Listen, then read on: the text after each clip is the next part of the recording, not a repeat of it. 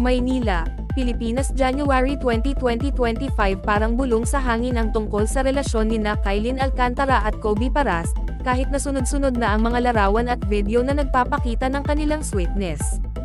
Ang kapuso actress ay patuloy na umiiwas sa mga tanong tungkol sa kanilang relasyon, na lalong nagpapaalab ng mga haka-haka sa mga fans at media. Sa isang kamakailang event, tinanong si Kylene tungkol sa kanyang relasyon kay Kobe. Ang kanyang sagot, isang simpleng, "We're okay," ay sinalubong ng karagdagang mga katanungan, kung saan nagbigay lamang siya ng mga malabong sagot, na pinapanatili ang mga detalye ng kanilang koneksyon sa ilalim ng kumot ng misteryo. Kahit na walang tiyak na kumpirmasyon, ang kanilang madalas na pagkikita, na nakuha sa social media at ng mga paparazzi, ay nagpapalakas ng malawakang haka-haka na sila ay higit pa sa magkaibigan. Para dagdagan pa ang intriga, ibinahagi ni Kylene na siya at si Kobe ay kasalukuyang nagtatrabaho sa isang bagong teleserye para sa 2025. Gayunpaman, nanatiling tahimik siya tungkol sa mga detalye ng proyekto, na nag-iiwan ng mga fans na sabik na malaman ang higit pa. Ang maingat na pananahimik na ito ay hindi bago sa Philippine entertainment industry.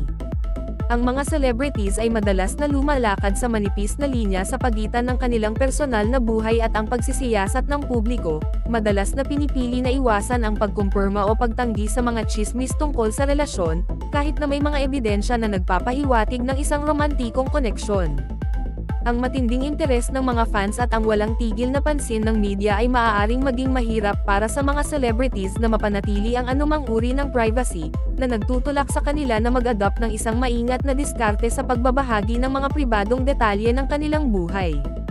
Sa kabila ng kawalan ng isang tiyak na sagot tungkol sa kanilang relasyon, ang on-screen chemistry sa pagitan nina Kylene at Kobe, parehong kilala sa kanilang mga talento, ay hindi may kakaila.